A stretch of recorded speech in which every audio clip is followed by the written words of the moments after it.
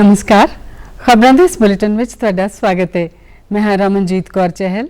हुण पेश इस बुलेटिन दीआं मुख खबरां। केंद्रीय गृह ते सहकारिता मंत्री ने सहकारी संस्थावां नूं जैम पोर्टल ते लियाउण दी कीती शुरुआत। सहकारी संस्थावां नूं पोर्टल नाल जुड़न दी कीती अपील।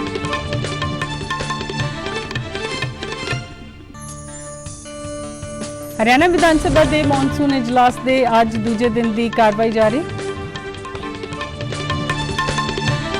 22वीं राष्ट्रमंडल खेडां कल हुईयां समाप्त। भारत ने 22 सोने के तमगिਆਂ समेत 61 तमगे जित के हासिल किया चौथा स्थान।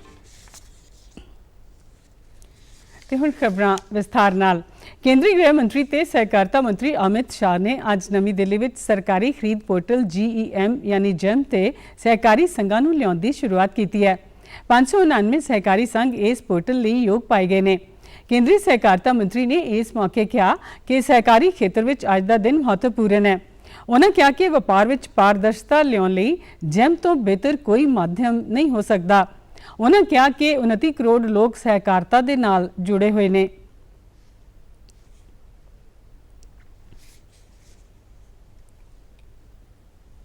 मैं कहना चाहता हूं 9 अगस्त का दिन बहुत अच्छा है। सप्लाई साइड पर भी कोऑपरेटिव सोसाइटी अपना रजिस्ट्रेशन जैम कर रही है। हमें भी बाजार बढ़ाना है और सरकार की कई सारी इकाइयां जैम के माध्यम से ही अब खरीदी करती है, चाहे राज्य सरकार हो, चाहे केंद्र सरकार हो, चाहे अंडरटेकिंग्स हो। ये सभी इकाइयां जैम के माध्यम से खरीद करती हैं। उन्होंने सहकारी समितियों नूं अपने उत्पादों नाल जैम विच शामिल होने की अपील की। केंद्रीय वणज ते उद्योग मंत्री पीयूष गोयल ने इस मौके दस्सिया कि पिछले 6 वरियां विच इस पोर्टल ते 2,80,000 करोड़ रुपए का कारोबार किया गया। करोड़ का व्यापार जैम पोर्टल पर गत 6 वर्षों में हो चुका है। पिछले वर्ष तो अकेले 1,05,000 करोड़ का व्यापार हुआ और इस वर्ष का लक्ष्य शुरुआत में तो 2 लाख करोड़ रखा था, पर आप सबकी मेहरबानी से, आप सबके जुड़ने से अब लगता है कि लक्ष्य को भी पुनः विचार करके बढ़ाना पड़ेगा। 45 लाख से अधिक छोटे बड़े यूनिट्स MSME पे रजिस्टर्ड है। उन्होंने कहा कि जैम सरकारी खरीद विच पारदर्शिता लियाउण लई महत्वपूर्ण भूमिका निभा रहा है। हरियाणा विधानसभा के 3 दिना मॉनसून इजलास का अज दूजा दिन है। विधानसभा की अज की कार्रवाई प्रश्नकाल नाल शुरू हुई। स्पीकर ज्ञानचंद गुप्ता ने प्रश्नकाल के नाल कार्रवाई शुरू करने का ऐलान किया और मंत्रियों वालों विधायकों के सवालों के जवाब दिए जा रहे हैं। इस तो इलावा हरियाणा विधानसभा के इस वार के इजलास की सारी कार्रवाई नूं ई विधानसभा वजों किया जा रहा है।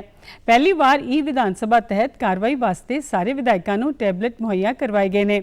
कल विधानसभा इजलास की शुरुआत मौके मुख्यमंत्री मनोहर लाल ने कहा कि ई विधानसभा सूबे के इतिहास में मील का पत्थर साबित होगी। उन्होंने कहा कि प्रधानमंत्री नरेंद्र मोदी के डिजिटल इंडिया की अपील से हरियाणा सरकार इस खेत्र में डिजिटल तकनीक का इस्तेमाल कर रही है। उन्होंने सब तो पहला टैबलेट ते नैशनल ई विधान एप्लीकेशन का रवायती उद्घाटन किया। उन्होंने कहा कि इस एप्लीकेशन राही विधानसभा के मैंबर सवाल जवाब, ध्यान दबाऊ प्रस्ताव आदि संबंधी विधानसभा की ऑडियो ते वीडियो भी देख सकते हैं। उन्होंने दस्सिया कि विधायक इस एप्लीकेशन की वरतों न सिर्फ मोबाइल ते सगों कंप्यूटर ते भी कर सकते हैं। ईज ऑफ डूइंग बिजनेस हमने उसमें पारदर्शिता प्राप्त की है। ईज ऑफ लिविंग की तरफ हम बढ़ रहे हैं। बहुत से नए पोर्टल हमने अपनी शासन व्यवस्था में भी लागू किए हैं, जिसके कारण से हमको 2020 का राष्ट्रपति डिजिटल अवार्ड ये भी हमको मिला है। पिछले 2 साल से ऊपर समझो इस कार्य को हमको करना शुरू किया है। बहुत से अवार्ड हमको मिले हैं, हर प्रदेश को मिलते हैं, लेकिन अच्छी बात यह है कि लगभग 150 अवार्ड में से 100 से ज्यादा अवार्ड हमको केवल अपने डिजिटल कार्यक्रम के कारण से मिले हैं। विधानसभा के स्पीकर ज्ञानचंद गुप्ता और विधानसभा के बाकी अधिकारियों ते कर्मचारियों नूं मुख्यमंत्री ने इस निवेकली शुरुआत लई बधाई दी। विधानसभा के स्पीकर ज्ञानचंद गुप्ता ने कहा कि हरियाणा ई विधानसभा बनने नाल एक नवी क्रांति की शुरुआत हुई है और इस दे भविख विच वधिया नतीजे सामने आउणगे। आज से इस डिजिटलाइजेशन के साथ ही सदन की कार्यवाही, जिसमें कार्यसूची, नोटिस, बुलेटिन, विधेयक, तारांकित और अतारांकित प्रश्न तथा उनके जवाब, पटल पर रखे जाने वाले दस्तावेज, विभिन्न कमेटियों की रिपोर्ट इत्यादि सभी कार्य बिना कागज के प्रयोग किए प्रभावी ढंग से किए जा सकेंगे। उन्होंने कहा कि ये माण वाली गल है कि देश में डिजिटल होने वाली विधान सभावां विच हरियाणा की विधान सभा तीसरी है। हुण विधान सभा विच सारे काम ई विधान सभा राही किए जाएंगे। हरियाणा के उप मुख्यमंत्री दुष्यंत चौटाला ने आज विधान सभा विच प्रश्नकाल दौरान विधायक सत्य प्रकाश वालों पूछे गए सवाल का जवाब दिंदियां दस्सिया कि गुरुग्राम जिले के पिंड कासन, कुकरेला और सहरावन की 1810 एकड़ जमीन रिलीज़ करने का सरकार का कोई प्रस्ताव नहीं है और जमीन मालकां नूं कानून अनुसार मुआवजा दिता जाएगा। और माननीय सुप्रीम कोर्ट के आदेश अनुसार हमें एक्विजिशन प्रोसेस को आगे ले जाना पड़ेगा। पिछले दिनों वहाँ के लोकल्स भी अलग अलग डेलीगेशन पे मुझे भी मिले, माननीय मुख्यमंत्री से भी मिले, और वो भी इस चीज़ को मानते हैं कि आज सुप्रीम कोर्ट के आदेश के बाद रिलीज करना पॉसिबल नहीं है। और हमारे को डायरेक्शंस भी है कि आगामी 17 अगस्त तक जो प्रोसीडिंग्स हैं उसको कंप्लीट कर उसकी रिपोर्ट कोर्ट में देनी है। तो 16 से पहले जो एक्विजिशन की आगे की प्रोविजंस है उसको हम टेक फॉरवर्ड कर रहे हैं, पर बिल्कुल सरकार विचार कर रही है कि उसके लिए कोई ना कोई प्रावधान बनाया जाए। उन्होंने दस्सिया कि यह मामला सुप्रीम कोर्ट विच चल रहा है। उन्होंने हुक्मां अनुसार ही प्रोसैसिंग की जा रही है और 17 अगस्त को प्रोसैसिंग पूरी करके कोर्ट विच देनी है। आज की कार्रवाई दौरान गैर कानूनी कलोनियां, गैर कानूनी रजिस्ट्रियां समेत कई मुद्दों पर चर्चा हुई। खबरें लिखे जान समय विधान सभा विच ध्यान दिवाओ प्रस्ताव तहत चर्चा जारी सी। पंजाब पुलिस के IG सुखचैन सिंह गिल ने जानकारी दी है कि पंजाब पुलिस वालों NDPS एक्ट के मामलों में शुरू की गई खास मुहिम तहत 1 महीने में 141 भगौड़े गिरफ्तार किए गए हैं। उन्होंने नशा तस्करी बारे गल करदियां दस्सिया कि सूबे में 400 तो वध नशा तस्कर सप्लायरां नूं गिरफ्तार किया गया है और उन्हां तो नशीले पदार्थ बरामद किए गए हैं। इस वीक के विच 354 FIR दर्ज की गई और 472 जिहड़े ने वो स्मगलर ओबलीक पैडलर अरेस्ट किए हैं। उहदे विच 36 जिहड़े ने 36 कमर्शियल क्वांटिटी के केसिस आ और 52 वड्डे स्मगलर अरेस्ट किए हैं। कमर्शियल क्वांटिटी के जिहड़े केसिस ने उहदे सब तो वध केसिस मानसा दे विच, फिर मोगा और फिर SAS नगर मोहाली दे विच दर्ज किए हैं। जदों आपां मीडियम क्वांटिटी की गल करते हैं वो अमृतसर CP अमृतसर दे विच और फिर कपूरथला, फिर पटियाला दे विच, और स्मॉल क्वांटिटी के जिहड़े ने वो शहीद भगत सिंह नगर, बठिंडा और लुधियाना दे विच। IG गिल ने दस्सिया कि नौजवानों नूं नशे के माड़े प्रभावों संबंधी जागरूक करने वास्ते सारे SP ते SSP वालों अपने अपने जिलों में नशा विरोधी जनतक बैठकां सैमीनार करवाउण दे नाल-नाल सरकारी संगठनां ते यूथ क्लबां नूं शामिल करने संबंधी वख-वख गतिविधियां कीतियां जा रही ने अते नौजवानों नूं खेडां प्रति प्रेरित किया जा रहा है।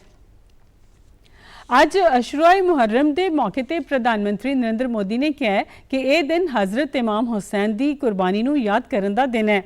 एक ट्वीट में उन्होंने कहा है कि हज़रत इमाम हुसैन नूं सच्चाई प्रति उन्हां दी अटुट प्रतिबद्धता और अन्याय के खिलाफ लड़ाई लई याद किया जाता है।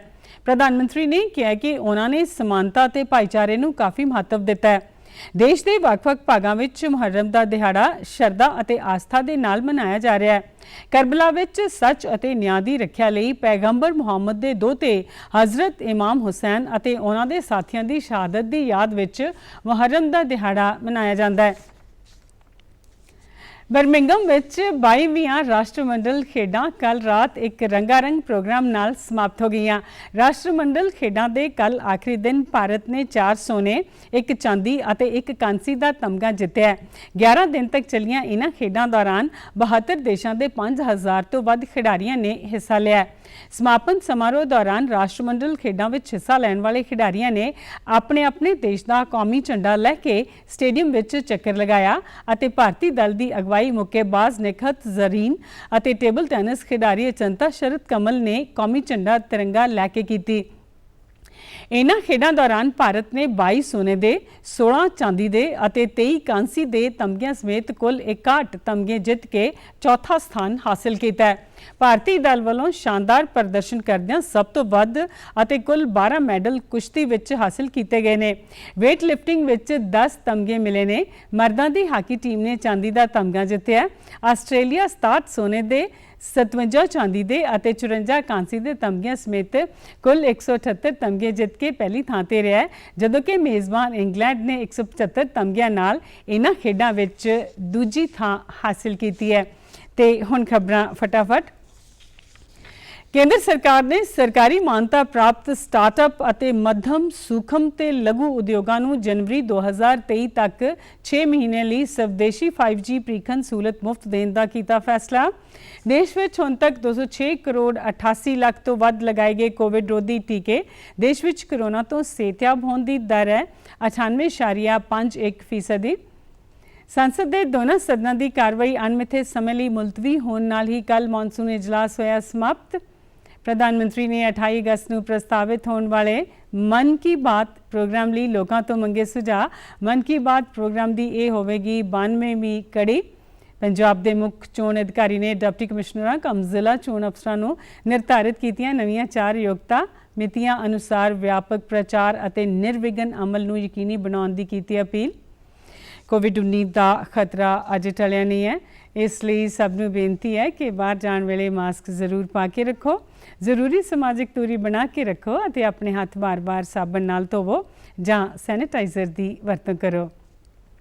ਤੁਸੀਂ ਸਾਡੇ ਸਮਾਚਾਰ YouTube channel DD news Chandigarh, Facebook DD news Chandigarh ਅਤੇ Twitter handle DD news CHD ਤੇ ਵੀ ਦੇਖ ਸਕਦੇ ਹੋ। ਇਸ ਦੇ ਨਾਲ ਹੀ ਖਬਰਾਂ ਦਾ ਬੁਲੇਟਿਨ ਖਤਮ ਹੁੰਦਾ ਹੈ। ਆਗਿਆ ਦਿਓ। ਹੁਣ ਮੈਂ ਸਟੂਡੀਓ ਤੋਂ ਬਾਹਰ ਜਾ ਰਹੀ ਹਾਂ। ਮੈਂ ਆਪਣਾ ਮਾਸਕ ਪਾ ਰਹੀ ਹਾਂ। ਤੁਸੀਂ ਵੀ ਘਰ ਤੋਂ ਬਾਹਰ ਜਾਣ ਸਮੇਂ ਮਾਸਕ ਜ਼ਰੂਰ ਪਾਓ। ਨਮਸਕਾਰ।